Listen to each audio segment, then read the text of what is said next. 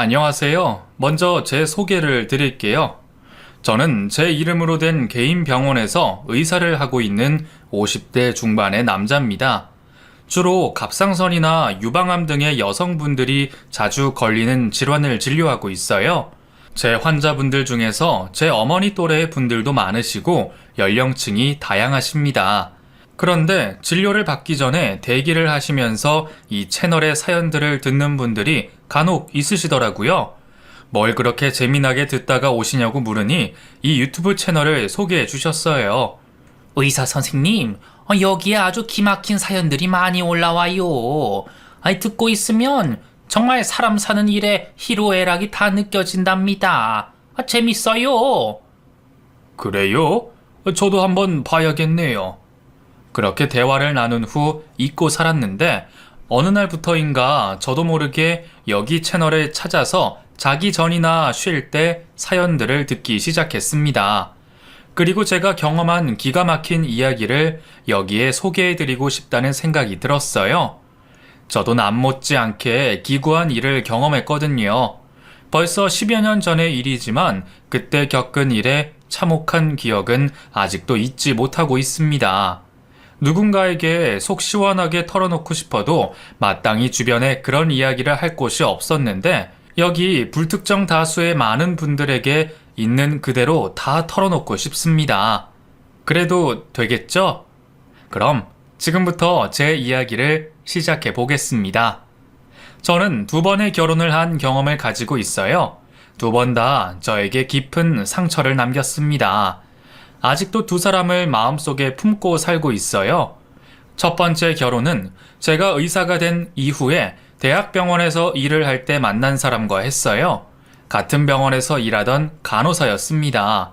병원에서 힘들게 일을 하다가도 그 여자만 보면 저도 모르게 제 입가에 미소가 번졌습니다. 처음에는 제 감정을 의심했어요. 제가 그 여자를 좋아하고 있다는 사실을 외면하고 지냈습니다. 그 여자에게 호감이 있다는 걸 인정하고 나서도 저는 어떻게 다가가야 할지 몰랐어요.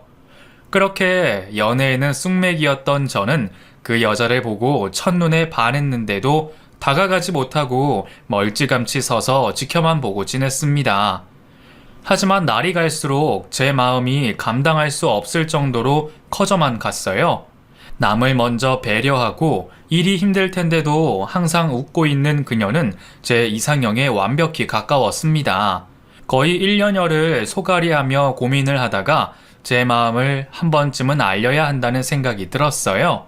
그래서 결국에는 못 참고 고백을 하게 되었습니다. 병원 식당에서 그 사람을 마주쳐서 제가 커피를 한잔 하자고 제안했습니다. 그리고 가볍게 커피를 마시며 이야기했어요. 수진 씨, 이 말 할까 말까 수천 번 고민했어요. 그런데 더는 못 참겠네요. 사실 제가 오래전부터 수진 씨한테 호감을 많이 갖고 있습니다.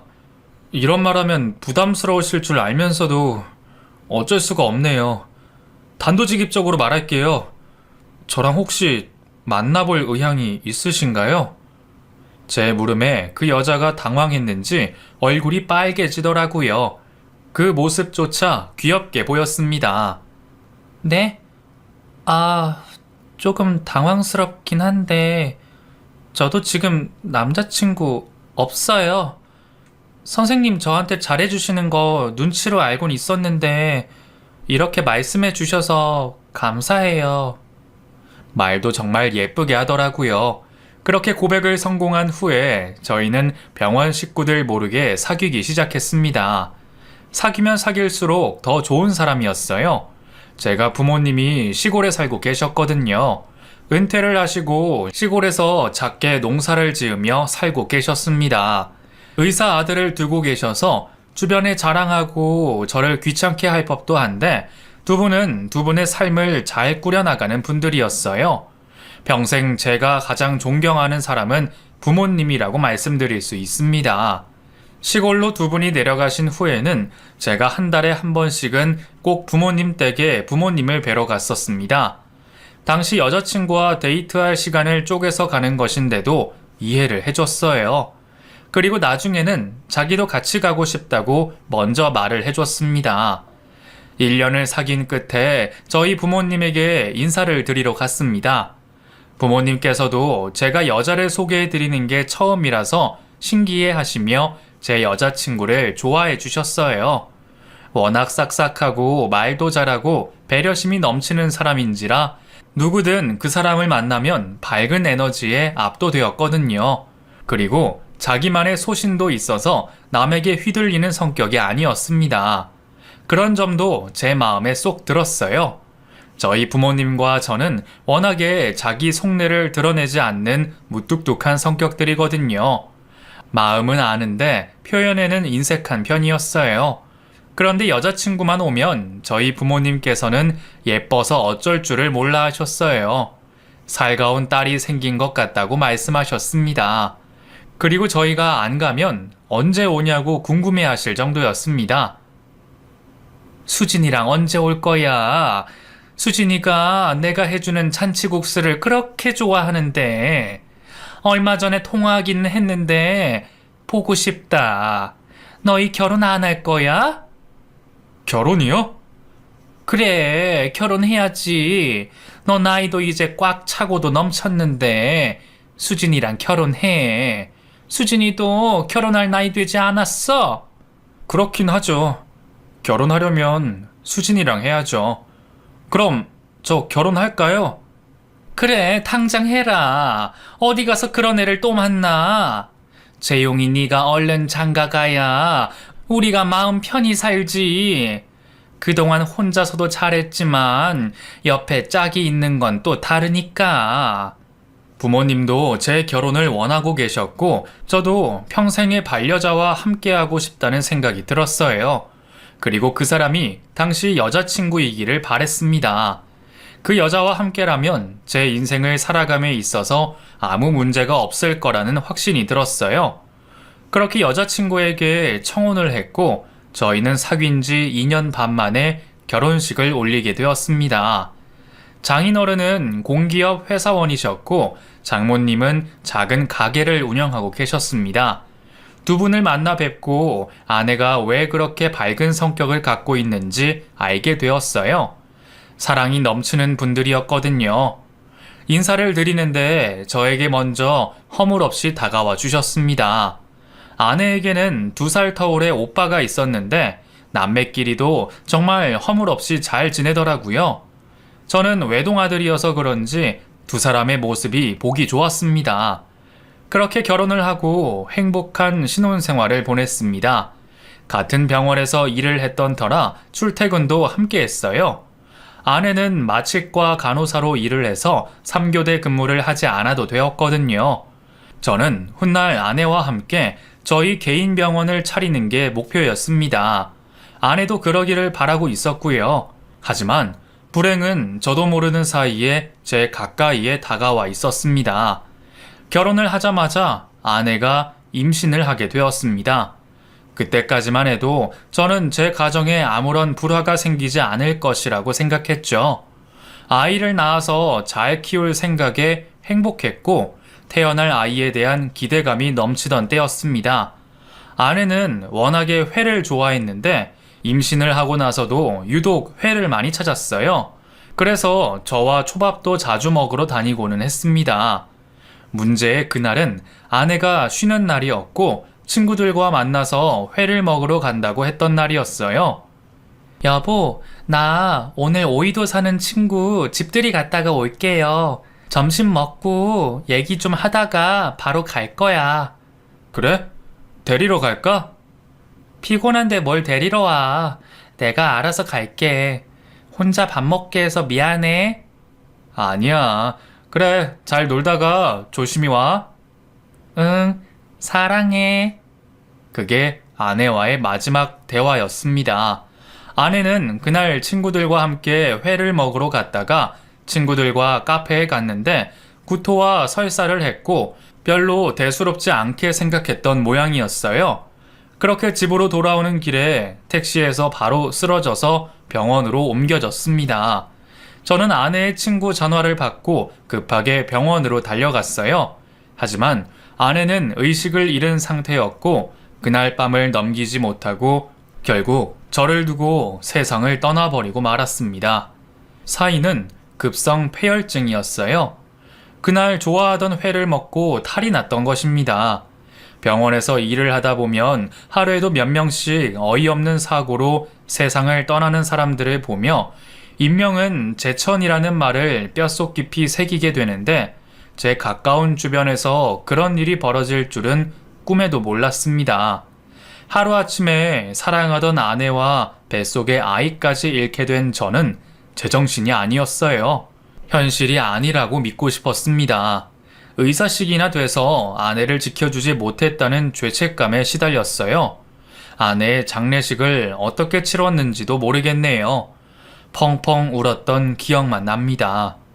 저는 아내의 장례식을 치른 후에 아내와 함께 살던 집을 정리하고 병원도 그만두었습니다. 아내와 함께 있던 곳에서는 죽은 아내의 기억이 떠올라서 너무 고통스러웠어요. 한동안 다시 일도 하지 못하고 이사한 집에서 홀로 지내며 죄책감에 시달리고 죽은 아내를 그리워하며 살았습니다. 그런 저를 장모님과 장인어른이 위로해 주셨어요. 저에게 전화를 걸어 주셔서 제 잘못이 아니라고 말씀해 주셨습니다. 이서방, 아직도 집에서 그러고 있는 거야? 자네가 뭘 잘못했다고 그러고 살아? 자네 아직 젊고 앞날이 창창한데. 우리 수진이는 그냥 제 명에 간 거야. 자네 잘못이 아니네. 딸 앞세워 보낸 우리도 이렇게 잘 지냈는데 자네도 정신 차리고 기운 추스려. 알겠지? 그 말씀에 저는 눈물이 터져 나와서 아무 말도 할 수 없었어요. 겨우 입을 열어서 죄송하다는 말만 꺼낼 수 있었습니다. 그 이후로는 그분들과 연락을 따로 주고받고 있지는 않아요. 그리고 허망하게 죽은 첫 번째 아내를 잊지 못한 채로 다시 일상을 회복해 나가려고 애썼습니다. 그렇게 일만 하면서 살다가 정신을 차리고 보니 어느덧 제 나이가 40대 초반이 되어 있었어요. 그때까지 저는 연애고 뭐고 아무것도 하지 않았습니다. 그저 병원에서 제 일을 하면서 환자를 돌보는 일에만 최선을 다했어요.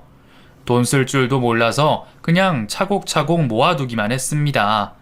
주변에서 결혼정보업체에 가입을 하라느니 취미 생활을 가지라느니 참견이 많기도 했네요. 하지만 저는 모든 제안들을 거절했습니다. 그렇게 일만 하다가 중이 제 머리 못 깎는다고 제 몸을 스스로 망가뜨려 버렸어요. 항상 아프던 허리에 문제가 생겨서 제가 다니던 병원에서 치료를 받게 되었어요. 허리 디스크가 문제가 됐는데 수술까지는 하지 않아도 되지만 운동을 좀 하라는 핀잔을 듣게 되었습니다. 이 선생님, 건강 좀 챙기세요. 운동도 좀 하시고요. 무리하면 안 된다니까. 걷기 운동이랑 허리 좀 나아지면 수영 시작하시는 게 좋겠어요. 네, 그렇게 할게요. 저는 허리 치료를 하면서 다니던 병원을 그만두게 되었습니다. 그리고 제가 모아둔 돈으로 작게나마 제 개인 병원을 차려야겠다는 결심을 하게 되었어요. 그래서 디스크가 조금 나아졌을 때부터 수영을 다니면서 허리에 무리가 가지 않는 선에서 근육을 기르고 개인 병원 개원 준비를 하게 되었습니다. 이렇다 할 취미를 갖지 않고 살았던 제가 수영을 배우다 보니 점점 더 재미가 붙더라고요. 개원을 한 후에도 열심히 수영을 다녔어요. 수영을 하고 나서 일을 하러 가면 정말 개운했습니다. 제 개인 병원을 개원을 하고 나서 제가 일하던 병원의 환자분들이 꾸준히 제 병원으로 찾아주셨습니다. 그리고 새로운 환자분들도 많았어요. 제 삶에 한 번의 전환점이 되어 주었죠. 제 병원을 개원하고 몇 달이 지났을 무렵이었어요. 갑상선에 이상이 있어서 검사를 하러 온 환자분이 있었습니다. 회사에서 건강검진을 받다가 결절을 발견해서 초음파 검사를 하러 왔더라고요. 그런데 뭔가 주눅이 들어있던 모습이 인상에 남아 있었어요. 병원이라서 긴장한 것과는 다른 느낌이었습니다. 자꾸 주변을 살피고 말도 크게 하지 못하더라고요. 검사 결과는 갑상선에 결절이 몇 개 있기는 했는데 모양도 나쁘지 않고 크기도 작아서 문제는 없었습니다. 그래도 1년에 한 번씩은 오셔서 검사하시는 게 좋겠어요. 네, 그렇게 할게요. 감사합니다. 그리고 그 환자를 한 달 뒤에 수영장에서 우연히 또 마주치게 되었습니다. 제 병원에 왔을 때보다 한층 얼굴이 밝아졌더라고요. 저는 몰랐는데 먼저 와서 인사를 해서 알아차렸어요. 선생님, 그 병원 이 선생님 맞으시죠? 선생님도 이 수영장 다니세요? 저도 지난주부터 다니기 시작했는데, 정말 신기하네요. 아, 그러셨구나. 반갑네요. 화이팅 하세요. 수영장에서 환자를 마주치니 뭔가 창피하더라고요. 저는 그렇게 가볍게 인사를 하고 수영을 배우러 갔습니다. 그런데 같은 중급반에서 수영을 함께 배우게 되었어요. 저와 눈이 마주치면 생글생글 웃어서 저도 기분이 좋았습니다. 당시에는 오랜만에 느낌이 좋은 사람을 찾았다는 생각이 들었어요. 하지만 언감생심 그 사람과 만날 생각은 추호도 하지 못했습니다. 나이 차도 13살 차이가 나고 저는 죽은 아내를 여전히 마음속에 품고 살고 있었으니까요. 그런데 사람 인연이라는 게 제 마음대로 되는 게 아니더라고요. 자주 마주치다 보니 정이 들고 먼저 살갑게 다가와주는 그 사람에게 저도 호감이 생기기 시작했습니다. 그때 제 나이가 42이었으니 그 여자는 29이었네요. 걷잡을 수 없이 커져가는 저의 마음을 저도 주체할 수가 없었습니다. 그래서 조금 멀리 하려고 수영장을 다른 곳으로 옮겨버렸어요. 그러던 중에 그 사람의 고백으로 연인 관계로 발전하게 되었어요. 수영장을 옮기고 얼마 지나지 않아서 제 병원에 왔더라고요. 쌤, 저 피하시는 거예요? 수영 왜 안 오세요? 아, 그게 그 말씀 하시려고 온 거예요? 네, 저는 쌤이랑 있으면 정말 마음 편하고 좋아요. 저랑 진지하게 만나보실래요? 저는 나이도 많고 제가 그럴 수 있는 입장이 그런 게 어딨어요. 사랑에는 국경도 나이도 다 필요 없다는 말도 있잖아요. 그냥 마음 가는 대로 해요, 우리. 그 말을 들으니 저도 용기가 생겼어요. 그래서 그 이후로 자주 연락을 주고받으며 연인 관계가 되었습니다. 시간이 가면서 죽은 아내에게 미안해질 정도로 죽은 전 아내의 빈자리를 채워주는 그 사람을 사랑하게 되었어요. 나이 차이가 느껴지지 않을 만큼 마음이 깊은 사람이었습니다. 같은 걸 보고 웃고 같은 취향을 공유한다는 것이 너무 행복했어요. 제 곁에 두고 서로를 의지하면서 살고 싶다는 생각이 들었습니다. 여자친구는 자기 일을 열심히 하는 평범한 회사원이었어요. 1년을 사귀다가 더 지체하다가는 놓치고 말 것 같아서 결국 제가 청혼을 하게 되었습니다. 별로 무드는 없지만 둘이서 자주 가던 식당에서 저도 모르게 같이 살자고 말을 했어요. 그랬더니 예상치 못하게 눈물을 뚝뚝 떨구더라고요. 저도 당황스러웠습니다. 희선아, 왜 울어? 미안해. 내가 갑자기 이런 말해서 당황스럽지? 그냥 난 너라면 함께 여생을 행복하게 잘 보낼 수 있을 것 같아서 내가 욕심이 너무 과했다. 그게 아니라 너무 고마워서 그래요. 사실 저 너무 외롭게 살았거든요. 가족이 있지만 없는 거나 다름없었는데 저한테 이렇게 든든한 사람이 평생을 함께 하자고 하니까 당시 여자친구가 말을 채 잊지 못하고 계속 눈물을 흘려서 저는 옆에서 가만히 안아주었습니다. 제 품에 안긴 채 울고 있는 여자친구의 진심이 느껴졌어요. 어머니와 언니가 있지만 거의 연락을 하지 않고 지낸다고 들었어요. 만감이 교차하는가 보다 생각했습니다. 그렇게 한참을 흐느껴 울더니 벼랑간 해맑게 웃어 보였어요. 오늘 정말 행복한 날이에요. 고마워요. 우리 앞으로 같이 행복하게 살아요? 저희 부모님은 제가 새 출발을 한다는 소식에 기뻐하셨어요. 먼저 소식을 알린 후에 여자친구와 함께 부모님께 인사를 드리러 갔습니다. 부모님도 여자친구를 마음에 들어 하셨습니다. 여자친구도 저희 부모님을 좋은 분들이라며 잘 따랐습니다. 저희는 가까운 분들만 모시고 스몰 웨딩을 하게 되었어요. 식을 올리기 전에 아내에게 장모님과 언니를 초대해야 하는 게 아니냐고 묻자 표정이 어두워졌습니다. 언니랑 엄마는 아마 안 올 거예요. 나랑 연락 안 하고 지낸 지도 한참 됐고. 그래도 나중에 딸이 결혼한 걸 아시면 섭섭하실 텐데 오시든 안 오시든 연락을 하는 게 낫지 않을까? 알았어. 내가 알아서 할게요. 희선이가 영 불편하면 안 해도 돼. 강요하는 거 아니니까 너 마음 가는 대로 해. 그리고 식을 올리는데 제 두 번째 아내와는 영 딴판으로 생긴 장모와 처형이 도착을 했습니다. 한눈에 봐도 사치가 심하고 인상도 날카롭게 보였습니다. 처형은 아내와 연년생이라고 했어요. 아내도 본인 엄마와 언니인데 대면대면하게 대하더라고요. 그리고 식전에 잠시 저도 인사를 나눴습니다.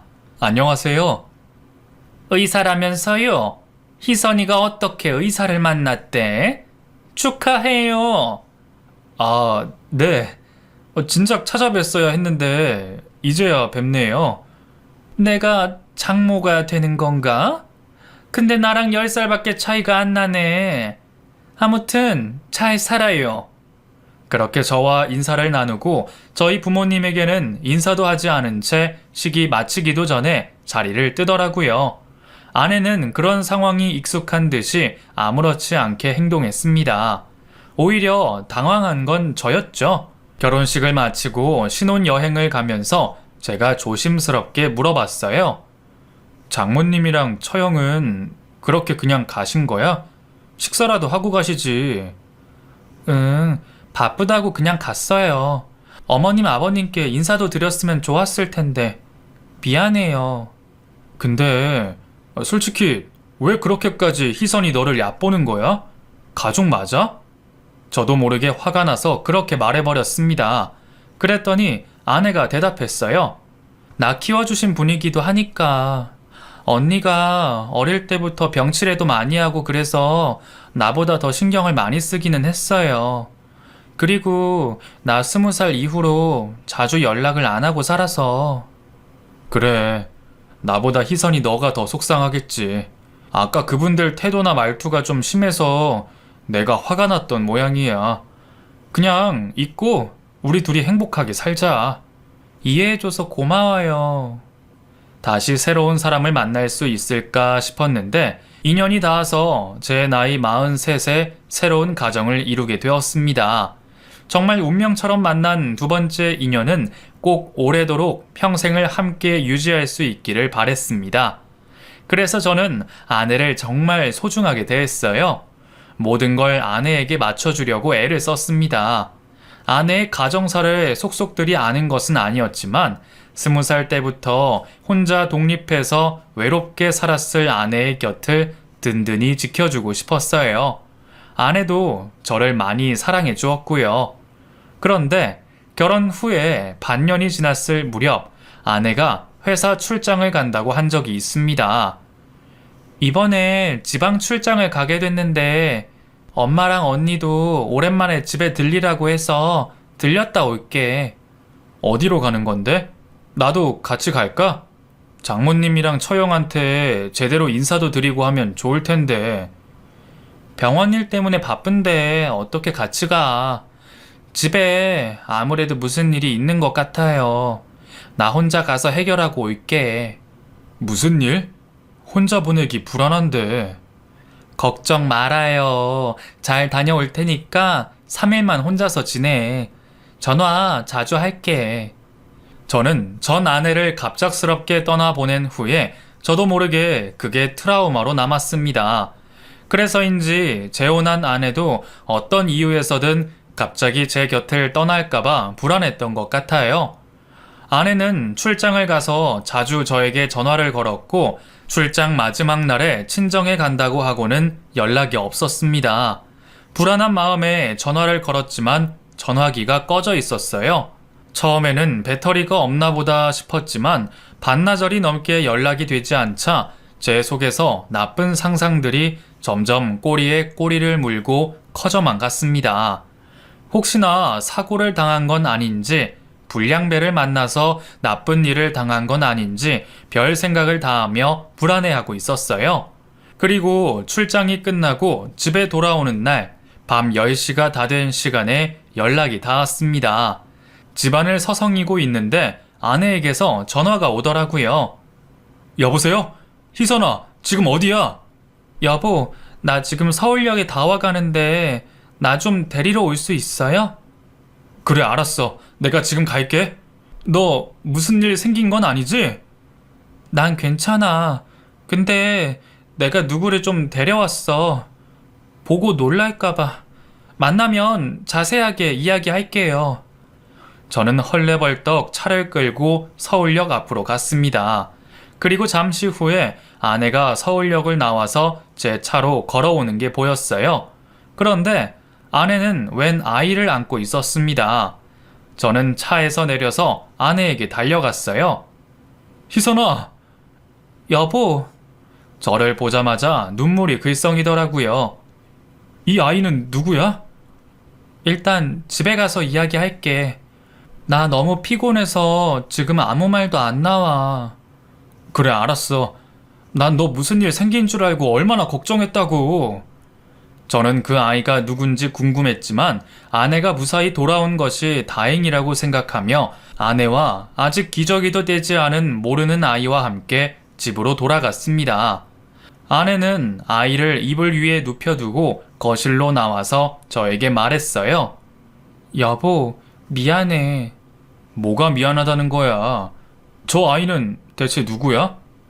한참을 말이 없던 아내가 상상치도 못한 대답을 했습니다. 저 아이, 내 아이예요. 대뜸 아내의 말이 무슨 말인가 싶었어요. 희선이 네 아이라고? 그게 대체 무슨 소리야? 내 아이야. 다른 건 묻지 말고 그냥 저 아이 우리 호적에 올려두면 안 될까? 다른 건 묻지 말라니. 앞뒤 사정을 알아야지. 무턱대고 어디서 갓난아이를 데려와서 우리 호적에 올리자는 거야. 제대로 설명을 해봐. 내가 결혼 전에 낳은 애야. 됐지? 내가 결혼 전에 만났던 남자랑 낳은 애라고. 그러니까 그냥 우리가 키워요. 미리 말 못해서 미안해요. 뭐라고? 너 그게 지금 무슨... 저는 예상치도 못했던 아내의 말에 말문이 막혔습니다. 아내가 저를 만나기 전에 저 모르게 아이까지 낳았다는 사실을 믿기 어려웠어요. 아내는 기진맥진한 상태로 본인 아이라며 눈물을 흘리고 있었어요. 불쌍한 아이야. 그냥 내가 키우게 해줘요. 제발 부탁할게. 나 믿어줘요. 그렇게 애절하게 말하는 아내에게 저는 다그쳐 물을 수가 없었어요. 눈빛에서 진심이 느껴졌습니다. 그때 도대체 누구 아이며 왜 우리가 키워야 하는지 좀 더 상세히 아내에게 이야기를 들었어야 했는데 그러지 못한 게 지금까지 후회가 되네요. 너무 지쳐 보이는 아내를 쉬게 하고 저 혼자서 뜬 눈으로 밤을 지새웠습니다. 그런데 도무지 아내의 말이 용납이 되지 않았어요. 밤을 새워 고민한 끝에 저는 이혼을 해야겠다는 결심이 들었습니다. 아침에 일어나자마자 아이의 분유를 타서 먹이고 있는 아내에게 제가 말했어요. 나는 도저히 이해할 수가 없어. 저 애가 희선이 네 애가 맞다면 날 속이고 결혼한 거잖아. 그런 널 믿고 내가 어떻게 너랑 평생을 같이 살아. 우리 그냥 이혼하자.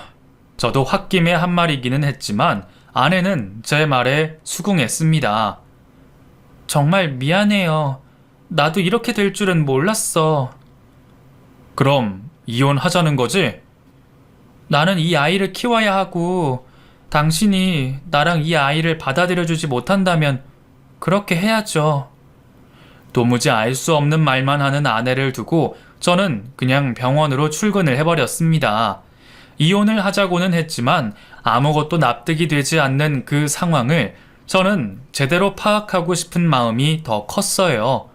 병원에서 일을 하면서 일이 손에 잡히지 않았습니다. 그리고 퇴근 후에 집으로 돌아갔는데 아내의 짐이 하나도 없었어요. 아내가 흔적도 없이 사라진 겁니다. 식탁 위에 짧은 메모만이 남겨져 있었어요. 재영씨, 미안해요. 내가 나중에 다 설명할게요. 나도 지금 혼란스러워서 다 정리하고 돌아올게요. 저는 그 메모를 보고 바로 아내에게 전화를 걸었고 아내의 전화는 꺼져 있었어요. 도대체 무슨 일이 벌어지고 있는 건지 답답한 마음뿐이었습니다. 아내의 친정에 연락을 하고 싶었지만 저는 장모와 처형의 연락처도 모르고 있었어요. 제 자신이 너무 한심하게만 느껴졌네요. 그렇게 아내의 행방을 모르는 채로 일주일의 시간이 흘렀습니다. 그리고 모르는 번호로 전화가 왔어요. 왠지 이상한 예감이 들어서 바로 전화를 받았습니다. 여보세요? 이서방인가? 네, 장모님이세요? 그래, 나야. 일을 어쩌나. 무슨 일인데요? 혹시 희선이 장모님 댁에 갔어요? 희선이가 오늘 낮에 죽었어. 너무 담담하게 말을 해서 어처구니가 없었습니다. 나한테 장난을 치나 싶었어요. 죽다뇨? 지금 무슨 말씀이십니까? 희선이가 애 있는 건 알지? 그 애 아빠랑 차 타고 가다가 교통사고로 즉사했어. 지금 그 근처 병원에 장례식장으로 와. 제 눈으로 직접 보기 전까지는 아내가 죽었다는 사실을 믿을 수가 없었어요. 장모의 말만 들었을 때는 제 두 번째 아내가 상간남과 차를 타고 가다가 교통사고로 죽었다는 건데 어떻게 그런 일이 저에게 일어날 수 있는지 감당하기 어려웠습니다. 그리고 장례식장에 도착했는데 정말로 아내의 영정사진이 놓여 있고 장례식이 진행되고 있었어요. 왔나? 에휴, 우리 희선이가 저렇게 빨리 갈 줄 누가 알았겠어. 이게 대체 무슨... 애 문제로 다투다가 고가도로에서 떨어졌는데 다행히 밑에는 차가 안 다녀서 둘만 그냥 바로 가버렸네. 장모와 처형은 피부지가 죽었다는데도 별로 슬퍼하는 기색이 없었어요. 저는 너무 놀라고 믿을 수가 없어서 눈물도 흐르지 않았습니다. 처형이 아내가 데리고 왔던 아이를 돌보고 있더라고요. 그리고 저를 보며 말했어요. 어쨌든 희선이 애니까 매제가 데려다가 키워요. 매제도 황당하겠지만 우리도 많이 황당하거든요. 애를 누가 키워? 나는 내 몸 하나 건사하고 살기도 힘든데. 제가 이 아이를 왜 키워요? 두 분 말대로라면 아내가 저를 속이고 나와서 저랑 결혼을 한 건데 제가 이 아이를 키울 이유는 없죠. 그럼 우리더러 키우라는 거야? 희선이랑 이혼도 안 했잖아. 우리는 애 키울 능력도 안 되고. 아무튼 알아서 해요. 고아원에 버리든 뭘 하든. 저는 하루아침에 믿고 사랑했던 결혼한 와이프가 상간남과 교통사고를 당해서 죽었고 제가 키워야 할 죽은 아내의 아이가 있는 비련의 주인공이 되어버렸습니다. 그 자리를 당장 벗어나고 싶은 마음과 끝까지 빈소를 지켜야 한다는 책임감이 동시에 들었어요.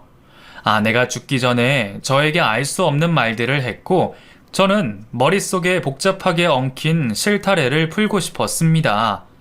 그렇게 빈소를 지키다가 저도 모르게 새벽에 잠이 들었어요.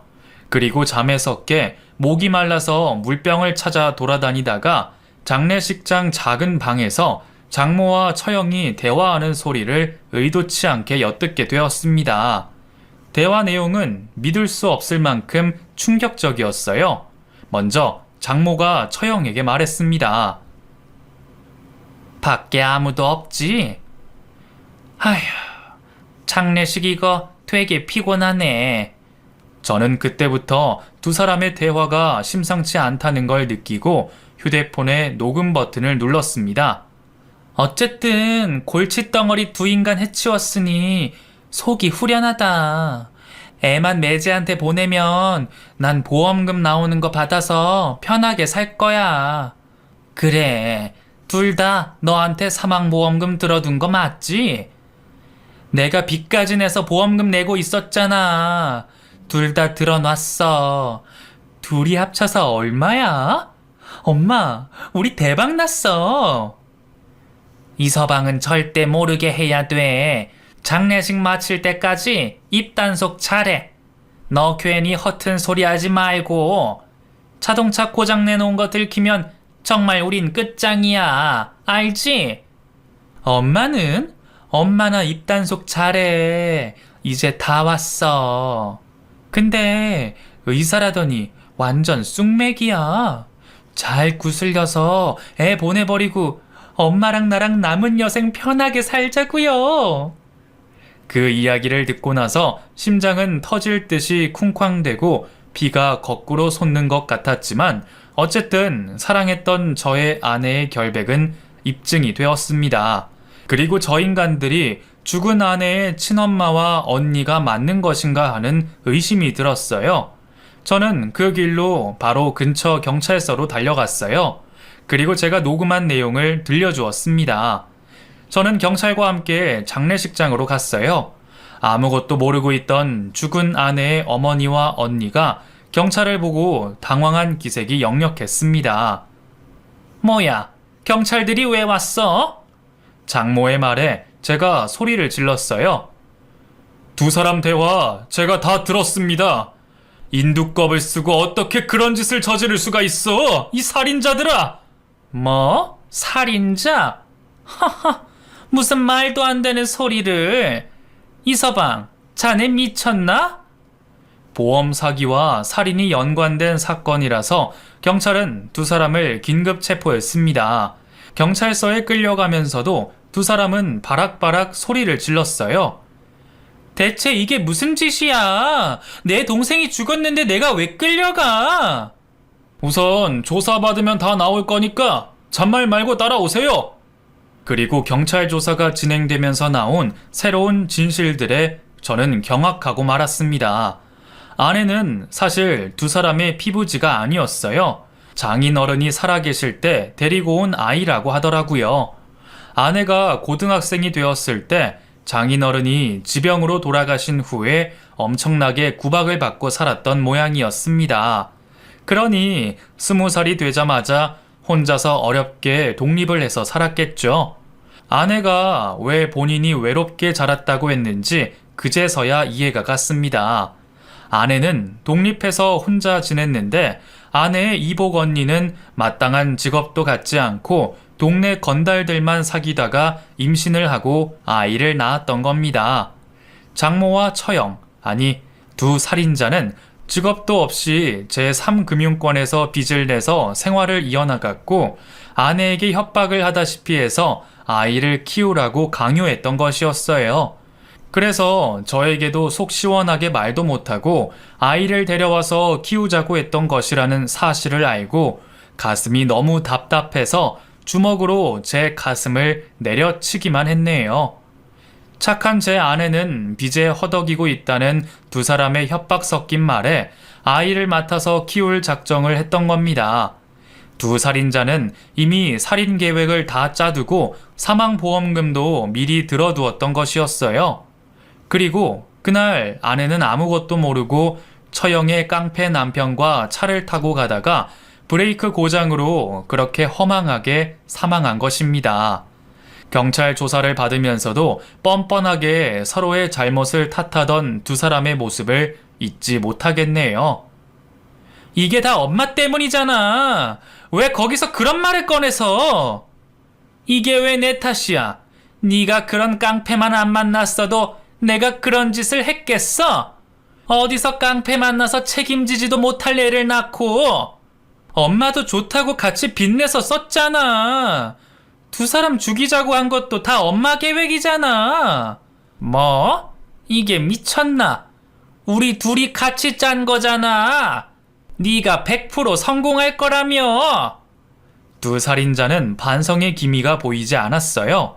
아내가 사고를 당한 차가 폐차하기 전이라서 두 사람이 작당 모의에서 차를 고장냈다는 사실을 밝혀낼 수 있었습니다. 정말 소름이 끼치고 너무 무서웠어요. 모든 진실이 밝혀진 후에 저는 죽은 제 두 번째 아내가 불쌍해서 그제서야 눈물을 쏟아냈습니다. 그리고 저는 아내의 장례식을 다시 잘 치러주었어요. 저희 부모님도 모든 사실을 알고 나서 저에게 위로의 말도 하지 못할 정도로 많이 놀라셨습니다. 발인까지 마치고 납골당에 아내의 유고를 모신 후에야 저희 부모님께서 저에게 말씀하셨어요. 어떻게 이런 일이 있을 수가 있냐? 우리 며느리 불쌍해서 어떻게 해?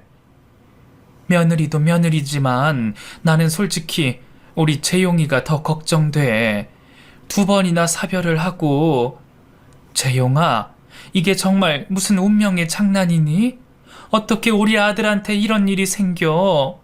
저희 어머니께서 제 손을 붙들고 그렇게 말씀하시며 눈물을 흘리셨습니다. 어머니의 눈물을 보니 저도 참았던 울분이 터져 나왔어요. 그래서 한참을 울었네요. 10여 년이 지난 일이지만 아직도 그때 생각을 하면 죽은 아내가 생각나서 가슴이 답답하고 눈가에 눈물이 고입니다. 당시에 제 행동에 대한 자책감도 많이 들어요. 조금 더 적극적으로 아내에게 묻고 사실을 확인해서 구해줘야 했는데 아내를 제가 지켜주지 못한 것 같아서 괴롭습니다. 그 일이 있은 후에 저는 심리 상담과 정신과 치료를 받으며 약을 복용했고 지금은 약을 먹지 않아도 될 만큼 회복한 상태입니다. 두 살인자는 중형을 선고받고 아직도 교도소에서 실형을 살고 있어요. 아마 별다른 일이 없다면 죽기 전까지 교도소에서 살게 될 겁니다. 그런 끔찍한 범죄를 저지른 인간들이 무슨 일이 있어도 사회에 발을 내딛지 못하도록 제가 끝까지 지켜볼 거예요. 저는 2번의 결혼을 했고 2번 다 사랑했던 여자들이었습니다. 하지만 두 사람 다 허망하게 세상을 그리고 제 곁을 떠나버렸네요. 아직 50대 초반이고 새로운 사람을 만나기 충분한 나이라고 생각하시는 분들이 계실지도 모르겠습니다. 하지만 저는 앞으로 누구를 만나든 결혼할 생각은 추호도 없어요.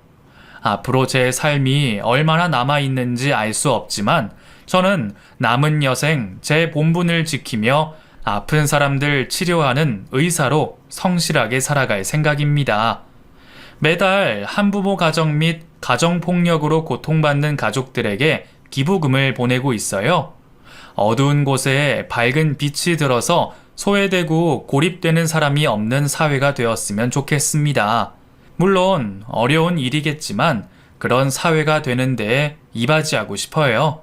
여러분, 드라마보다 더 드라마 같은 제 사연 들어주시느라 고생하셨습니다.